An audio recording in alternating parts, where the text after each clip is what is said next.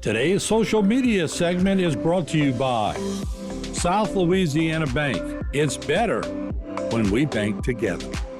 Waits and Downer, attorneys at law. Terrebonne Ford, built Ford tough.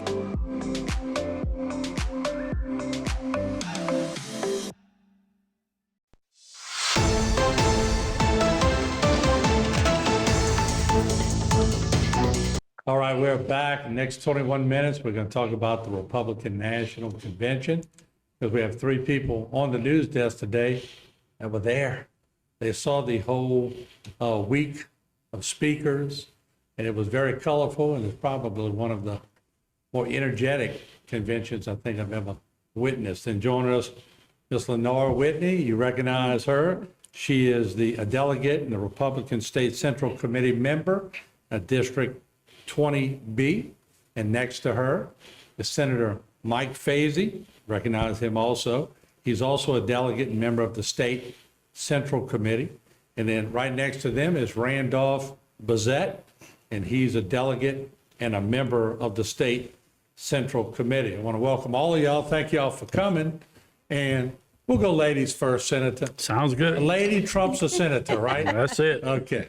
So, Lenore, you have been involved with the Republican committees for a long, long time.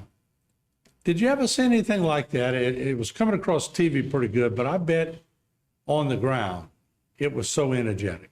It was very exciting. So this is actually my fifth convention that I've attended. I was actually in the rafters in 1988, way back when, in New Orleans. That was one of my first. And then, of course, I was a Republican National Committee woman for the past 12 years. So my first convention was Tampa, but that's when Isaac or something hit. And I was at the convention, and they said the hurricane was going to hit Pointe-au-Tremble. And so I turned around and had to come home. So Cleveland, I got to be on the floor again for the total convention. That was very, very exciting. And then Charlotte was our convention before, which was kind of messed up because of COVID. So we did a little bit of the business in Charlotte, and then we did the nomination of President Trump on the White House lawn. So that was very exciting. And so to be a part of this convention in Milwaukee was fabulous. It was like 2,700 screens and LED lights, and the production was the biggest that we had ever seen. It was a smaller arena than what we normally pick. There was 12,000 delegates housed together, and there was like 37,000 delegates that descended upon Milwaukee itself. So it was very, very exciting. My most thrilling moment was when I happened to be right at the entrance when President Trump was coming in on Monday, which we were thrilled to see him after his attempted assassination, on Saturday. So it was just to be in his presence, just to make sure that was it surreal okay. Because he was millimeters away from being dead. Let me just be honest. Oh, just to see him was an emotional experience, just to see that he was okay, physically see him with your own eyes. He was coming through the tunnel. Secret Service said at that time it was just ribboned. The days after that, they put up barriers that we couldn't get to him. But he said, if he recognizes you and he puts his hand out, then you can shake his hand. And so I was standing right there. He recognized me. I said, RNC, Louisiana, Lenore Whitney, and he puts his hand out, and I grasp it, and then I hold it to my chest, and I said, Louisiana's praying for you. And I mean, it was just, an additional thrill. But as President Trump was in the box with his family, you could tell as speakers were talking and mentioning, the event and just being there, just the love, and everybody's chanting, fight, fight, fight, we love you, and everything. It was just very emotional for him. Let me turn to the senator. I talked to you a couple of times while you were up there. Yes. You were like a kid in a candy store. Yeah. I could tell the excitement that was going on in your voice while you were there. It must have been the aura was just transforming through the people. It was, in the center itself is electricity was everywhere. It was, people were excited. And I tell you, to start off is I got there on Saturday morning, got set up in my hotel room and sitting to watch the rally.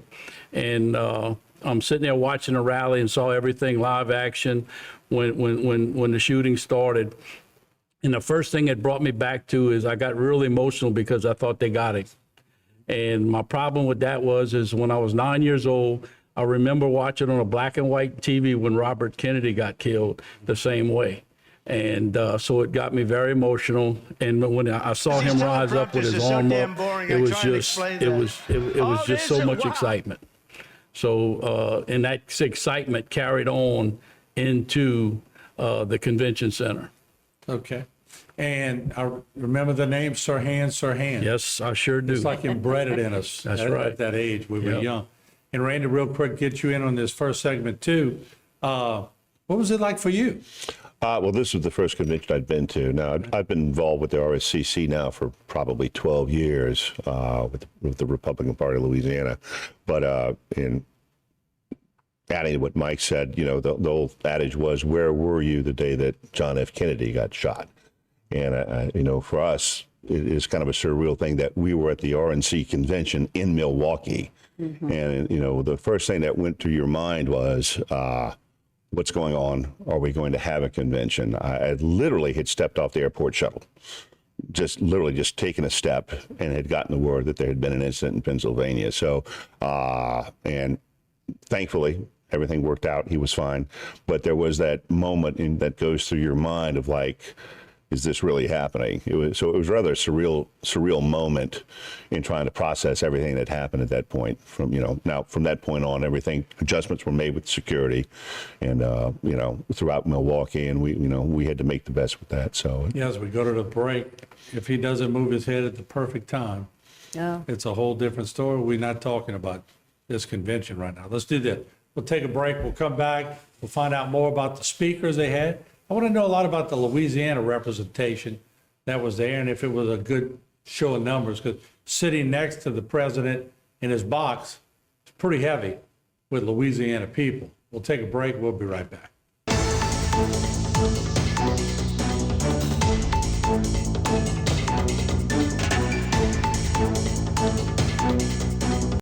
Every day, thousands of people hit the road heading towards their dreams. But sometimes those dreams collide with a harsh reality. Auto accidents with 18-wheelers can change lives in an instant. That's why you need the experience and expertise of St. Martin & Bork. With over 50 years of experience, St. Martin & Bork have fought for justice for the victims of truck accidents. If you've been in a wreck with an 18-wheeler, know your rights. Call St. Martin & Bork today to schedule your free consultation.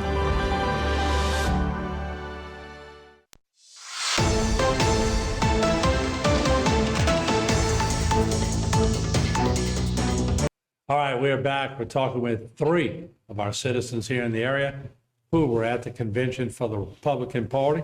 And look, if any Democrats, in all fairness, go to their Democratic Party, we'll get them on too, all right?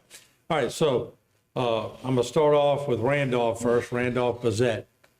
Who's your favorite speaker during the week? there were a lot of great speakers. And we've had this discussion before, but Hulk Hogan showing up has a history about being pro-American. And of course, Trump has somewhat of a tie back in the days when the Worldwide Wrestling Federation, or WWE, whatever you wanted to call it at the time. So I think that was an added aspect of probably bringing a lot of people back to an era that they could relate to when America was doing a lot better than it is today. So I think he added something, maybe not in so much of a serious political sense, but I guess grassroots spirit of the moment in finding unity amongst everyone that was there. So, Senator, who was your favorite? I think it was Don Jr. because how tough it was to get up there on that stage after knowing what happened to his father just days earlier. And it was very emotional. And he just spoke from his heart and said his dad's here just to save America, to save our country. And that was very important seeing his, him and the whole family just having to go through what they had. It's hard to get on the stage after such a thing. I thought his daughter did an excellent job, too. And his granddaughter. Yeah. His yeah. granddaughter Well, I mean, Don's did. daughter. Yeah, Don's daughter. Yeah. She was pretty poised for being right. that Very age, much you for know. that age. Yeah. And Lenore, who was your favorite? I'm going to go, I'm grassroots, and I'm going to go with Tucker Carlson. So I thought Tucker did a got great emotional. job. He did. And he spoke, he said, and I guess when you talk about the emotion, so the Trump family, and every time they spoke, it was very emotional to witness them. And then for them to speak about their father, after just that, attempted assassination, that was very difficult for them. Vivek Ramaswamy, the rivals, they were all good. I thought he was great.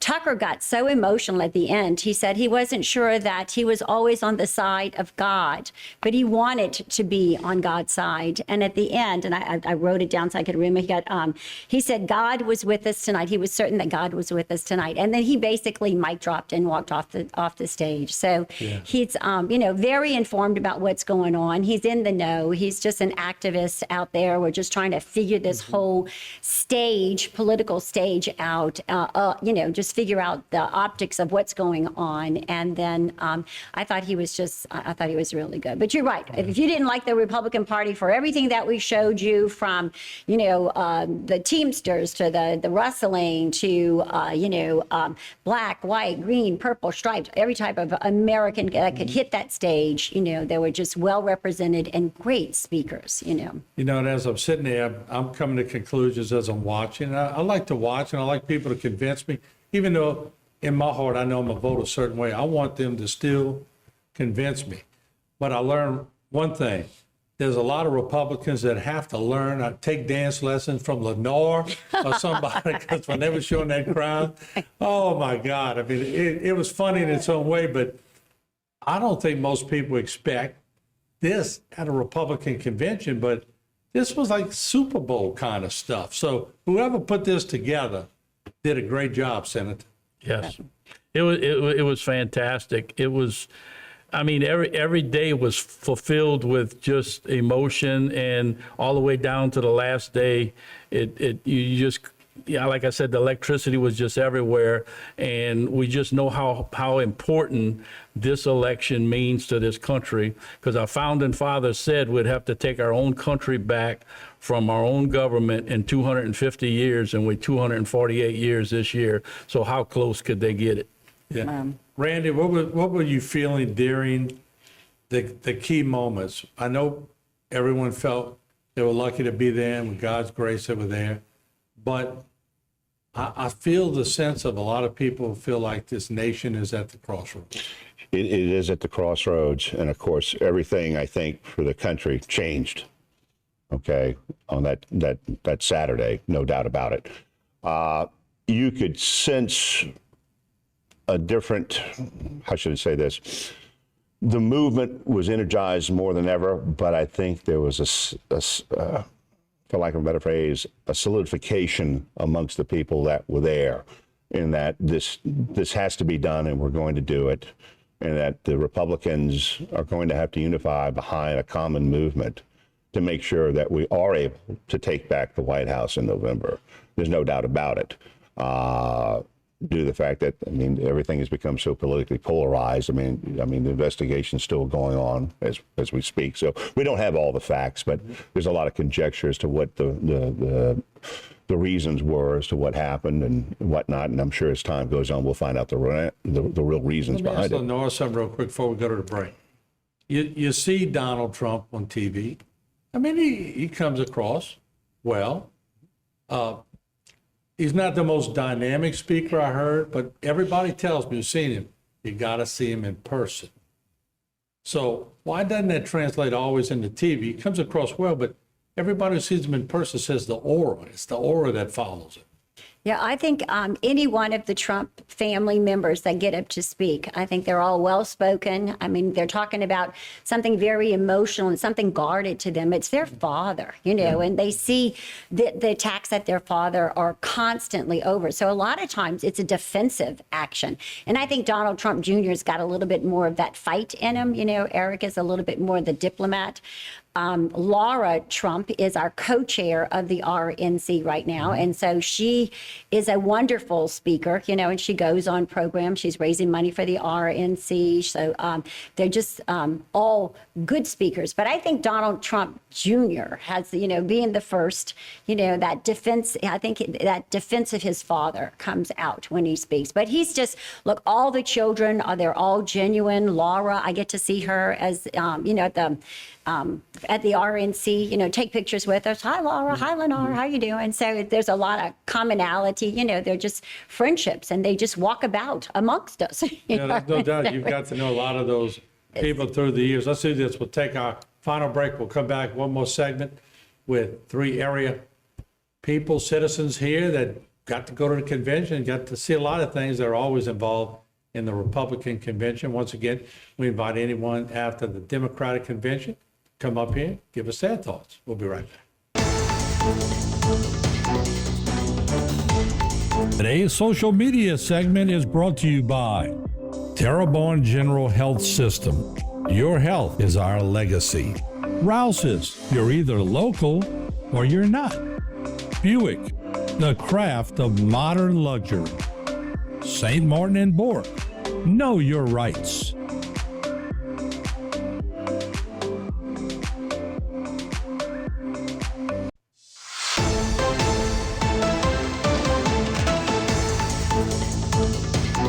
All right, we are back, and we're going to close out with our panel here. We'll start off with Senator Mike Fazee.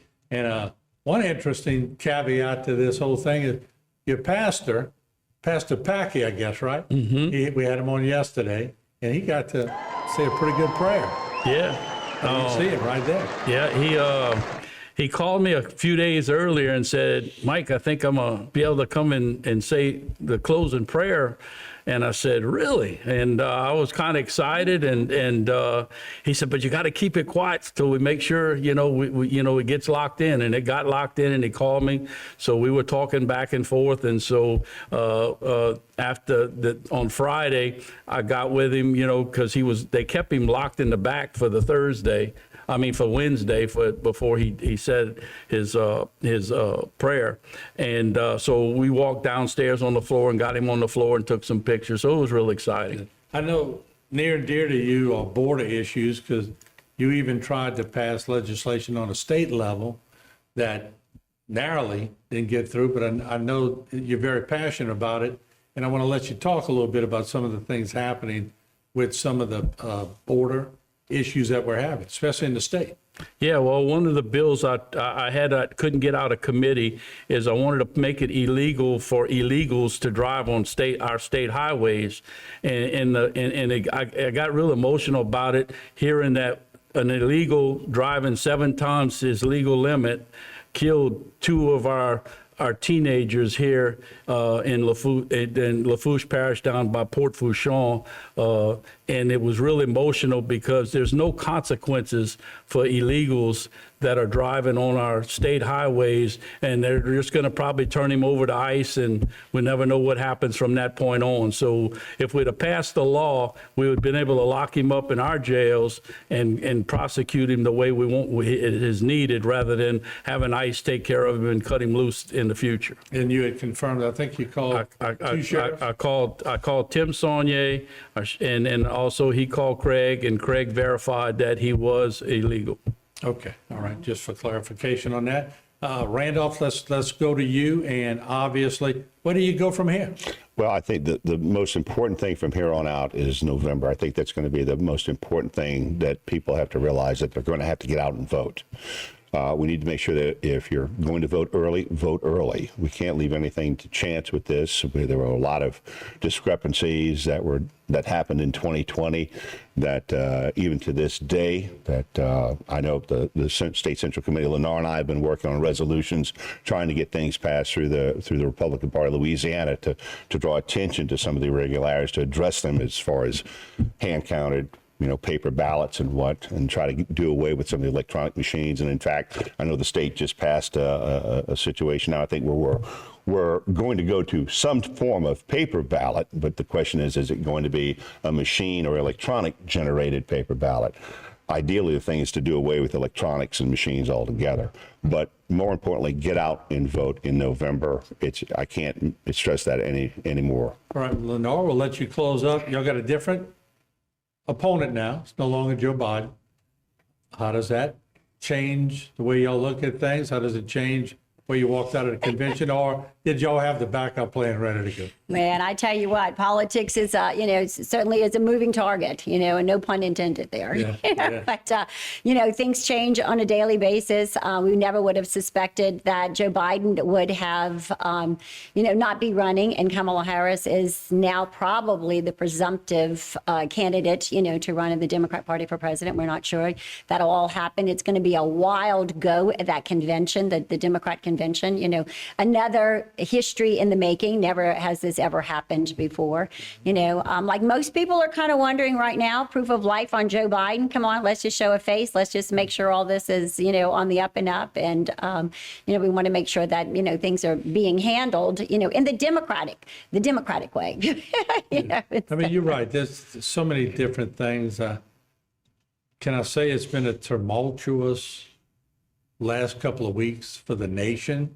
And the nation's ready to settle in. I don't care if you're Democrat, Republican, Independent, or whatever.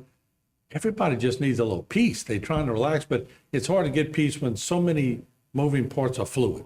Oh, absolutely. And just the announcement of our vice president nominee with J.D. Vance. I mean, that's a new, fresh face out there, and J.D. Vance said, he noted how hard, President Trump fights for the country and fights for the people, and we don't, and he said that really, he didn't need politics, but the country needs President Trump. And, so for J.D., President Trump, J.D. Vance, it's, November 5th. Everybody get out and vote.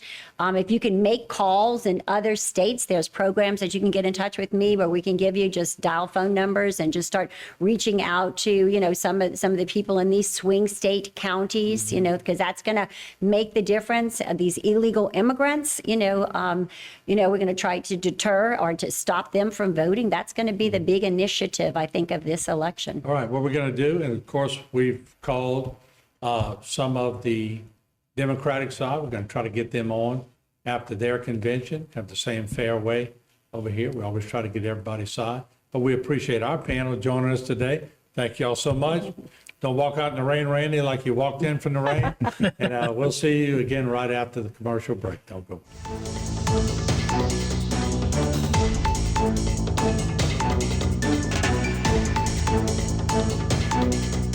Today's social media segment is brought to you by Alford and Associates for all of your insurance needs. CIS, Cardiovascular Institute of the South, the highest quality cardiovascular care available. Barker Honda, the Barker family tradition of quality.